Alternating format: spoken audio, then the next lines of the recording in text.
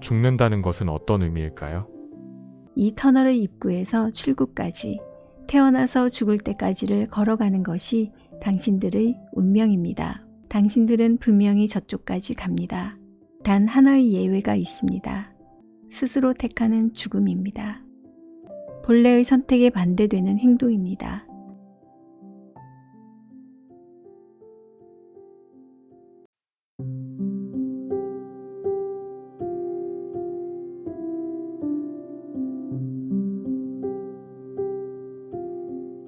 안녕하세요. 이 세상에 태어난 이상 모두 행복을 원한다고 생각합니다.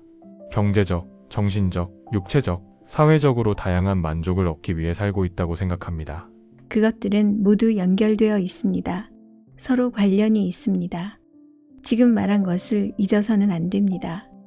그런데 왜 세상에는 전쟁이 있고 질병과 정신질환 등 행복을 느끼는데 방해가 되는 요소들이 있을까요? 아니, 행복에는 부정적인 요소란 없습니다. 불행한 것에만 부정적인 요소가 있습니다. 자기 자신이 누구인가를 망각해버렸기 때문에 현재와 같은 세계 상황이 일어납니다. 자기 자신 속에 있는 힘을 두려워하기 때문에 이런 일이 일어납니다. 자신 속에 있는 힘, 또 그것을 컨트롤하는 힘을 인식할 수 없으니까 뭔가 외부의 것을 바꿈으로써 그것을 확인하려 하고 있습니다. 자신 속의 힘을 자신과 떨어진 것으로 보기 때문에 병이 생깁니다. 당신이 방금 말한 것들이 전부 이것과 관계가 있습니다. 그것들이 사실 이 지구별에 존재할 필요는 없습니다. 행복해지는 것은 행복해지는 길을 자신이 선택하는 것뿐입니다. 불행해지는 길을 선택하는 대신 행복해지는 길을 선택할 뿐입니다. 매우 간단합니다. 스스로 행복을 선택할 때 주위에서 일어나는 모든 일이 행복을 줍니다. 하지만 행복해지려면 평생 동안 노력해야만 한다. 그렇지 않으면 나는 행복해질 가치가 없다고 생각하면 또 그렇게 됩니다. 이렇게 말하면 그럼 아무 노력도 하지 말란 말이야? 하고 반문할지도 모릅니다. 내가 하는 말의 핵심을 잘 이해하십시오. 노력해야 한다거나 노력할 필요가 없다는 것이 아닙니다. 가슴 뛰는 일을 하는 사람에게는 그것이 아무리 힘든 일일지라도 노력이 아니라는 뜻입니다. 물론 어떤 일을 하기 위해 그 기초를 배워야 하고 필요한 정보를 습득해야 하며 적절한 시기를 기다려야 합니다. 그 모든 것들도 그 사람에게는 가슴 뛰는 과정입니다. 말하는 의미는 알겠지만 난 아무 것에나 의심이 너무 많아서 스스로도 싫을 때가 있거든요. 스스로도 싫다? 의심하기 때문에? 의구심이 많기 때문에 자신을 싫어하는 건가요? 그래도 예를 들면 태어나면서부터 선택한다고는 하지만 당신들 모두 자기 삶의 전체적인 테마를 미리 선택해서 태어납니다. 하지만 그것을 어떻게 체험할지, 긍정적이거나 부정적으로 체험할지는 매 순간 스스로 선택합니다. 매 순간 그것은 당신에게 열려 있습니다. 삶의 전체적인 주제는 미리 선택해서 태어나지만 그것을 어떤 방법으로 경험할 것인가는 매 순간 스스로 결정할 수 있습니다. 자유의지에는 두 가지가 있습니다. 자신의 큰 자아의 자유의지와 자기 육체의 자유의지입니다. 큰 자아의 자유의지는 전체적인 테마밖에 선택하지 않습니다. 지금까지의 자신의 전생을 전부 고려해서 이번 생의 테마를 선택합니다. 현재까지 살아온 여러 가지 전생들의 균형을 취하는 것입니다. 그렇게 해서 이번 생의 주제를 선택하는데 일단 그것이 결정되면 그 주제를 어떤 식으로 살아나가는가 하는 것은 육체를 가진 자유의지가 결정합니다. 이런 비유로 설명할 수도 있습니다. 구멍이 뚫린 터널 같은 것이 이번 생의 시작에서 끝이라고 합시다. 이 터널의 입구에서 출구까지 태어나서 죽을 때까지를 걸어가는 것이 당신들의 운명입니다.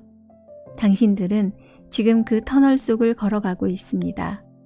그러나 어떻게 저쪽까지 갈 것인가는 당신들이 현재 육체의 의지를 갖고 결정할 수 있습니다. 뛰거나 걸을 수도 있고 기어갈 수도 있습니다. 앞으로도 뒤로도 갈 수 있습니다. 친구를 데리고 함께 갈 수도 있고 혼자서 갈 수도 있습니다. 괴롭거나 행복해하면서 갈 수도 있고 수영을 하면서 또는 날아서 물구나무를 서서 갈 수도 있습니다. 곧장 앞을 향해 갈 수도 있고 도중에 있는 문을 전부 다 열어보고 갈 수도 있습니다. 어떤 방법으로든 당신들은 분명히 저쪽까지 갑니다. 단 하나의 예외가 있습니다. 당신들의 언어로 하면 스스로 택하는 죽음입니다. 그것은 터널의 저쪽에 눈이 어두워져 있는 것인데 본래의 선택에 반대되는 행동입니다. 처음에 자신이 결정한 것에 역행하는 일입니다. 그것을 할 경우는 그 과정에서도 부정적인 생각이 남을 뿐 아니라 대체로 처음 시작한 곳으로 다시 돌아와 똑같은 삶을 반복하게 됩니다. 물론 모든 죽음은 자기 자신이 선택하는 것이기 때문에 그런 의미에선 같습니다. 하지만 한 가지 차이는 보통의 죽음은 그 터널을 끝까지 걸어가는 것인데 반해 스스로 택하는 죽음은 거기서 도망치는 것입니다. 어떻습니까? 당신에게 조금이라도 도움이 될 것 같습니까? 매우 흥미있습니다. 죽는다는 것은 어떤 의미일까요? 지금까지는 이 세상의 결론이라고 생각하고 있었는데 그렇게도 볼 수 있지만 옮겨가는 과정이라고 할 수 있습니다. 또 다른 방식의 삶의 시작입니다. 죽음은 물론 그것으로 끝이 아닙니다. 당신들은 일직선으로 연결된 시간 개념을 갖고 이야기를 진행하지만 사실은 그렇지 않습니다. 모든 과거, 현재, 미래는 동시에 존재합니다. 따라서 진정한 의미로 말하면 모든 죽음과 모든 삶도 지금 이 순간에 동시에 일어나고 있습니다.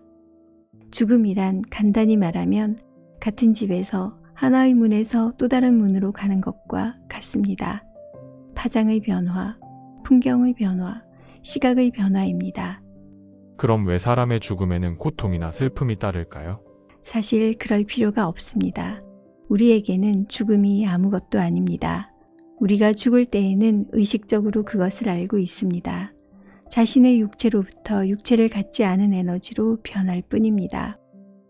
매우 간단하고 고통도 전혀 없으며 즐거운 체험입니다. 당신이 그것을 고통스러워하는 것은 두려움 때문입니다. 그 후에 무슨 일이 일어날지 모르기 때문입니다. 죽음도 삶의 연장입니다. 그것을 알면 고통은 없습니다. 어떤 고통도 뒤따를 필요가 없습니다. 내 자신의 죽음에 대해서는 그렇다고 해도 가족이나 부모가 죽었을 때 슬퍼하지 않고 기뻐한다면 매우 이상하게 보일 텐데 그런 경우에는 어떻게 하면 좋습니까? 잘 알겠습니다. 그러나 기억하십시오. 모든 사람이 영원한 존재라는 사실을, 그리고 어떤 슬픔이나 고통도 영원한 시각에서 바라보면 그저 한 방울의 작은 빗물 같은 것입니다. 그렇다고 해서 인간의 죽음을 기뻐하거나 거기에 냉담해지라는 것은 결코 아닙니다.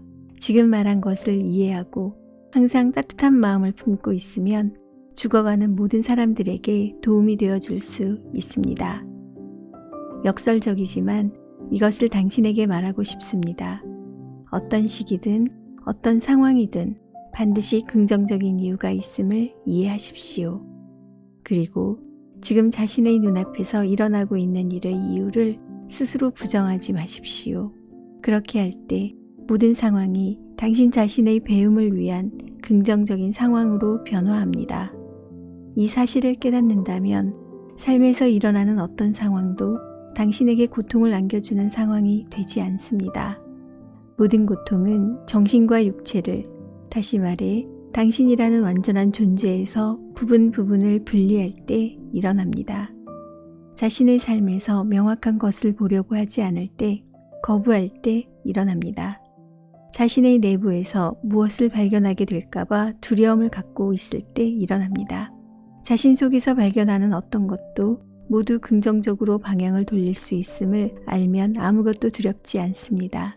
두려움이 사라졌음을 알았을 때 모든 것이 기쁨으로 가득 찬 상황이 됩니다.